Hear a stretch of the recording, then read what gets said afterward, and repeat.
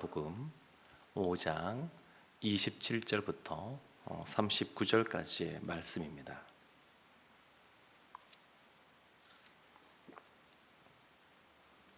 누가복음 5장 27절부터 39절까지 한 절씩 교독하겠습니다.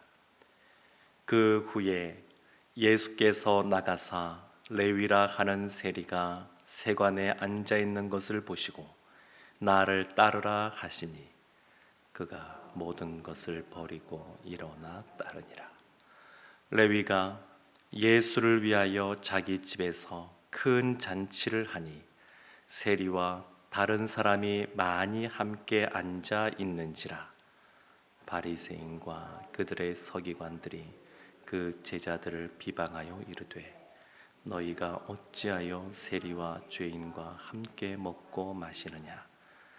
예수께서 대답하여 이르시되 건강한 자에게는 의사가 쓸데없고 병든 자에게라야 쓸데있나니 내가 의인을 부르러 온 것이 아니요 죄인을 불러 회개시키러 왔노라. 그들이 예수께 말하되 요한의 제자는 자주 금식하며 기도하고 바리새인의 제자들도 또한 그리하되 당신의 제자들은 먹고 마시나이다. 예수께서 그들에게 이르시되 혼인집 손님들이 신랑과 함께 있을 때에 너희가 그 손님으로 금식하게 할 수 있느냐. 그러나 그 날에 이르러 그들이 신랑을 빼앗기리니 그 날에는 금식할 것이니라. 또 비유하여 이르시되 새 옷에서 한 조각을 찢어 낡은 옷에 붙이는 자가 없나니 만일 그렇게 하면 새 옷을 찢을 뿐이요 또 새 옷에서 찢은 조각이 낡은 것에 어울리지 아니하리라. 새 포도주를 낡은 가죽 부대에 넣는 자가 없나니 만일 그렇게 하면 새 포도주가 부대를 터뜨려 포도주가 쏟아지고 부대가 못 쓰게 되리라. 새 포도주는 새 부대에 넣어야 할 것이니라. 함께 보겠습니다. 묵은 포도주를 마시고 새 것을 원하는 자가 없나니 이는 묵은 것이 좋다 함이니라. 아멘. 우리가 삶을 살아가면서 어려서 언어를 배우는 것부터 시작하여서 또 그 세상, 그 사회에 그러한 가치관 또 관습 이런 것들을 학습하며 지내게 됩니다. 그러면서 나이가 들다 보게 되면 나이가 들어갈수록 자신의 틀이 만들어집니다. 생활의 패턴도 그렇고 관습도 그렇고 이런 것들이 시간이 지나갈수록 마치 견고한 진과 같이 형성돼 가는 것을 볼 수가 있습니다. 오늘 말씀 마지막 절에 있는 39절에 이런 말씀이 있습니다. 묵은 포도주를 마시고 새 것을 원하는 자가 없나니 이는 묵은 것이 좋다 함이니라. 그러니까 포도주는 금방 만든 포도주보다 오래된 포도주가 값이 더 비쌉니다. 그것이 더 맛이 좋기 때문에 그렇겠죠. 그래서 사람은 오래도록 그것을 우리의 삶 속에 적용시키고 또 그렇게 생각하던 것에 익숙해져 있고 그것이 좋은 겁니다. 구간이 명간이다 그런 말이 있는 것처럼 이전부터 쭉 살아오고 익숙해져 있고 아는 것이 편한 겁니다. 근데 오늘 말씀을 보게 되면 예수님께서는 이와 같이 묵은 것이 좋다라고 생각하는 바리새인들 또 서기관들을 향하여 그렇지 않다. 너희들이 생각하고 있는 그 율법주의에 대해서 그것은 깨져야 하는 것이다. 그런 말씀을 하십니다. 오늘 말씀은 크게 두 가지 내용으로 살펴볼 수 있는데 하나는 세리인 레위를 부르시는 장면이고 또 하나는 그 이후에 벌어지는 금식 논쟁입니다. 예수님께서 세관을 지나가시다가 그 세리인 레위가 앉아 있는 걸 보시고 그 세리 레위를 부르십니다. 27절 끝에 보면 그를 보고 나를 따르라 그렇게 말씀하십니다. 그때 이 레위가 보인 반응이 아주 간결하면서도 아주 분명하게 기록이 되어 있는데 28절에 이렇게 나옵니다. 그가 모든 것을 버리고, 첫 번째 레위가 모든 것을 버렸습니다. 둘째, 일어나 즉시 당장 일어났습니다. 셋째, 따르니라 예수님을 따랐습니다. 그러니까 예수님께서 이 세리인 레위를 부르신 것은 그 당시 세리가 여러 가지 돈을 많이 버는 직업이긴 했지만 그 민족으로부터 민족의 배반자부터 시작하여서 죄인, 온갖 이런 말들을 많이 듣는 사람이었습니다.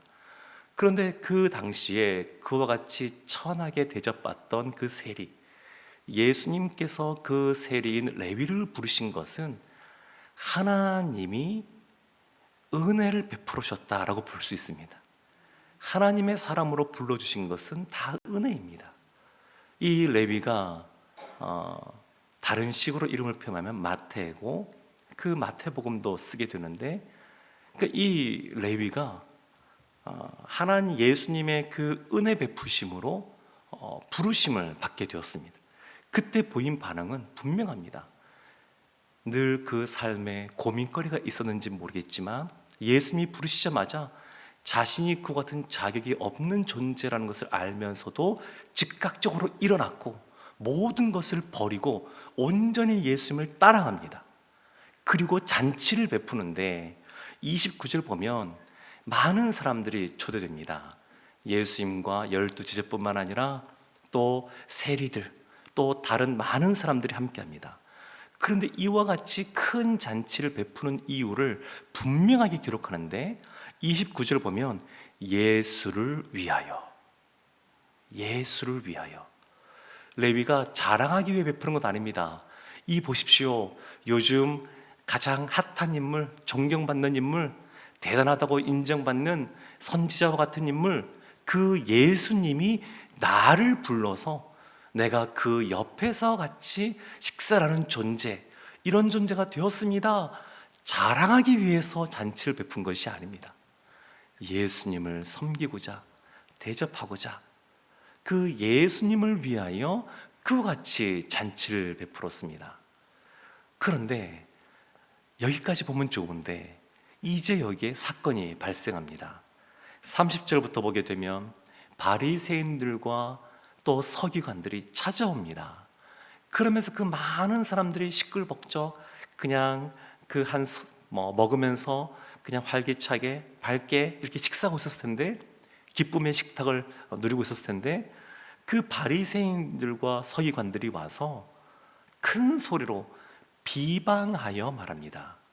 여기에서는 예수님의 12제자, 그 제자들을 비방한다 이렇게 말하지만 사실 이어지는 내용 보면 제자들을 비방하기 위하여 말하는 것이 아니라 예수님을 비방하기 위하여 말합니다. 이 앞에도 보면 중풍병자를 고치시는 사건도 그렇고 그 앞에도 그렇고 지금 계속 예수님을 비방하고자 하는 논쟁들이 점점 더 강도가 세지고 그 초점이 보다 더 예수님을 직접적으로 향하는 걸 볼 수 있습니다. 그래서 30절에서는 제자들을 비방한다 말하지만 33절 가면 예수님께 직접 질문을 하기 시작합니다. 그런데 이와 같이 많은 사람들이 모여서 식사할 때 몇몇 사람들이 가서 그 분위기를 산통을 깨듯이 지금 깨고 있는데 누구도 말하지 않습니다. 그냥 레위나 또 다른 같이 함께한 죄인이라고 일컬어지는 그 사람들이 볼 때도 맞아, 우리는 저렇게 말씀을 잘 지키는 바리새인과 서기관들이 있으니까, 경건한 사람들이 있으니까 우리가 뭐 할 말이 있어? 이러면서 가만히 있습니다. 스스로 생각해도 부족한 존재, 내세울 것 없는 존재, 자랑할 것 없는 존재, 그걸 인정하는 겁니다. 근데 그때 아무도 변호하지 않는데 예수님이 변호해 주십니다. 누구도 우리의 삶 속에, 비난받는 삶 속에 나서지 않을 것 같은데 주님께서 나서 주십니다. 그 주님께서 하신 말씀이 31절 말씀입니다. 예수께서 대답하여 이르시되 건강한 자에게는 의사가 쓸데없고 병든 자에게라야 쓸데있나니 내가 의인을 부르러 온 것이 아니요 죄인을 불러 회개시키러 왔노라. 예수님께서 비유를 드셨습니다. 의사라고 하는 비유를 드시면서 마치 나는 의사와 같다. 의사가 육체에 질병이 있는 사람, 병이 있는 사람을 고치는 것처럼 나는 영혼의 질병이 있는 사람, 죄인을 회개시키러 왔다. 그 영혼의 병이 든 그를 회복시키려고 내가 왔다. 그렇게 말씀하셨습니다. 그러니까 이 바리새인들과 이 서기관들이 가만히 있지 않습니다. 빈틈을 찾아냅니다. 왜냐하면 죄인이 회개하고 돌아오면 보통 이스라엘은 어떻게 했냐면 금식을 합니다. 죄인이 회개하고 돌이키는데 잔치를 베풀고 먹고 마시고 즐기는 것이 아니라 내가 죄인입니다 그러면서 머리에 재도 뿌리고 옷도 찢고 이러면서 통회하는 심정으로 금식하며 나아가지 먹고 마시고 즐기질 않습니다. 이 틈을 파고듭니다. 그래서 33절에 그들이 이렇게 말합니다. 그들이 예수께 말하되 요한의 제자는 자주 금식하며 기도하고 바리새인의 제자들도 또한 그리하되 당신의 제자들은 먹고 마시나이다. 당신의 제자들 이라고 말하지만 사실은 예수님을 향하여 비수를 꽂는 겁니다. 지금 말이 됩니까? 앞뒤가 안 맞지 않습니까? 지금 죄인을 회개시키기 위하여 오셨다고 하는데 지금 잔치를 베풀고 먹고 있다니요. 말이 안 됩니다. 이 당시에 유대인들은 금식을 굉장히 자주 했습니다. 기록들에 의하면 이 바리새인들은 월요일도 금식하고 목요일도 금식하고 그것을 늘 자랑거리로 삼았던 그런 사람들입니다. 그리고 예수님도 이 금식에 대해서 부정적으로 말씀하지 않으셨습니다. 예수님도 마태복음에 보면 이 금식에 대해서 가르치시는 장면이 나옵니다. 마태복음 6장 16절에 금식할 때에 너희는 외식하는 자들과 같이 슬픈 기색을 보이지 말라. 그들은 금식하는 것을 사람에게 보이려고 얼굴을 흉하게 하느니라. 내가 진실로 너희에게 이르노니 그들은 자기의 상을 이미 받았느니라. 예수님께서 너희는 금식할 때에 외식하는 자들과 같이 하지 말고 너희들은 마음으로 하나님을 갈망하는 모습으로 사람이 먹고자 하는 그러한 욕구가 있는데 그것도 잊어버릴 만큼 하나님을 향하여 갈망하는 모습으로 나아가야 된다 이렇게 가르치신 겁니다. 이것은 금식을 안 해도 된다 그것이 아니라 금식이 필요하다 이것을 말씀하신 겁니다.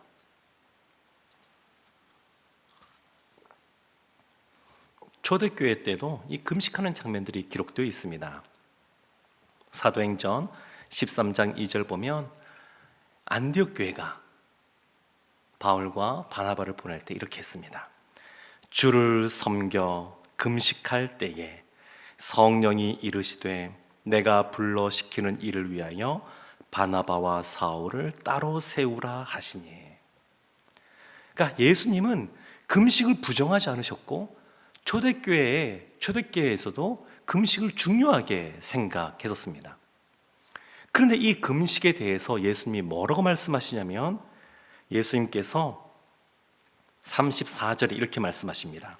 그들에게 이르시되 혼인집 손님들이 신랑과 함께 있을 때에 너희가 그 손님으로 금식하게 할 수 있느냐?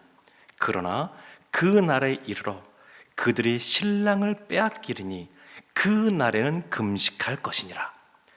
너희의 말이 맞는데 너희가 모르는 것이 있다. 그것은 지금 내가 신랑으로 지금 이 땅에 와 있기 때문에 지금은 잔치를 베풀 때이다. 그렇게 말씀하신 겁니다. 그러면서 예수님께서 비유의 말씀을 들어서 보다 더 이렇게 설명을 합니다. 두 가지 비유를 하시는데, 첫 번째는 36절에 있는 그 새옷과 헌 옷조각입니다. 36절에 또 비유하여 이르시되 새 옷에서 한 조각을 찢어 낡은 옷에 붙이는 자가 없나니 만일 그렇게 하면 새 옷을 찢을 뿐이요 또 새 옷에서 찢은 조각이 낡은 것에 어울리지 아니하니라. 이 내용 보면 이해가 되고요.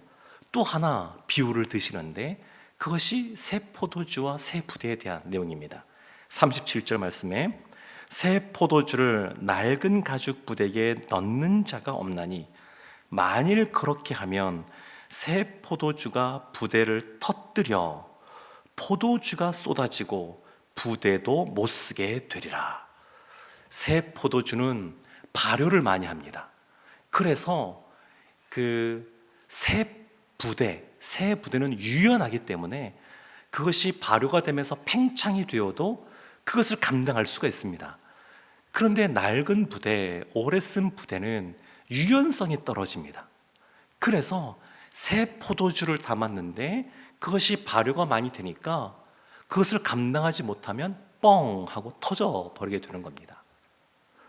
그러니까 새 포도주는 새 부대에 담아야 된다는 겁니다. 예수님께서 이 비유의 말씀을 하시는 것은 이제는 옛 시대, 옛 언약은 지나갔고 새 시대, 새 언약의 시대, 복음이 시작이 되었다, 이걸 말씀하시는 겁니다. 이전에 바리새인들, 서기관들은 구약의 율법을 잘 지키고자 하였습니다. 그들이 정리해 보니까 구약 성경에 그 율법이 무려 613가지가 있다, 이렇게 정리를 했고, 그것만이 아니라 그 말씀을 자신들의 일상의 삶 속에서 적용시키기 위해서 그것보다 훨씬 더 많은 그러한 규정들을 만들어 놓았습니다. 처음의 의도는 우리가 묵상하면서 하나님의 말씀을 오늘 내 삶에 어떻게 적용할까, 이렇게 하면서 시작했을 겁니다. 좋은 뜻에서 시작한 겁니다. 하나님의 말씀을 잘 지키고 싶어서 구체적으로 우리의 삶에 어떻게 이것을 적용할까, 이것을 세밀하게 적기 시작한 겁니다. 근데 어느 순간 이것이 지나가면서 형식화된 겁니다.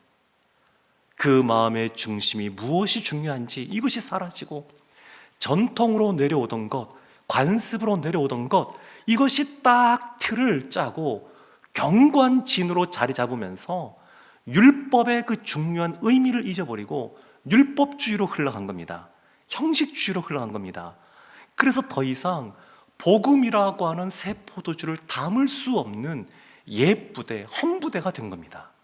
그 예수께서 하신 말씀이 그걸로 안 된다. 새 복음, 새 시대에는 그 복음이 지금 새롭게 선포되는데 여기에는 새 부대가 있어야 된다. 사랑하는 성도 여러분, 우리도 삶을 살아가다 보게 되면 알게 모르게 하나님 앞에 본질적인 것이 아닌 비본질적인 것에 더 우리의 마음을 쏟는 일들이 있을 수가 있습니다. 어느 순간 늘 일상적으로 해오던 것, 그것이 무엇이 정말 중요한 것인지 그것을 잊어버리고 그 비본질적인 것에 우리의 마음을 빼앗겨 버리는 그러한 경우가 있을 수가 있습니다. 그러나 우리가 하나님 말씀에 아주 본질적인 것은 우리가 분명하게 붙잡고 타협하지 않고 나가야 되겠지만, 그렇지 않은 것들은 아주 유연하게 그것을 대처해야 됩니다. 이것은 전통이라는 이름으로도 할 수 있는 것이 아닙니다. 본인의 어떤 가치관 그 안으로도 그걸 제한할 수가 없습니다. 그리스도의 그러한 복음은 광대하고 깊고 높고 넓어서 우리가 갖고 있는 것만으로 다 우리가 알 수가 없습니다. 그래서 말씀을 볼 때에 하나님께서 깨닫게 해주는 것이 있으면 조금씩 우리의 틀들을 깨고 넓혀 나가야 됩니다. 언제까지 그래야 될까요? 주님 부르시는 그날까지 늘 말씀 보며 하나님을 더 많이 알고 깨닫고 그리고 경험하고 누리는 삶을 살아가야 됩니다. 사랑하는 성도 여러분, 새 포도주는 새 부대에 담는 것처럼 우리가 신앙생활에 가면서 또 우리의 삶 속에서 하나님의 말씀, 그 본질 복음을 붙잡고 그 이외에 되는 것들은 마음을 넓히고 유연하게 생각하고 대처하는 그런 하나님의 사람들 되셔서 하나님께서 원하시는 진정한 복음을 소유한 자로 행복하게 살아가시기를 주님의 이름으로 축원합니다. 기도하겠습니다. 우리의 연약함을 아시는 주님, 우리에게 이와 같은 복음을 주실 때에는 이 복음의 참맛을 알게 하고 경험하게 하기 원하시는 줄로 믿습니다.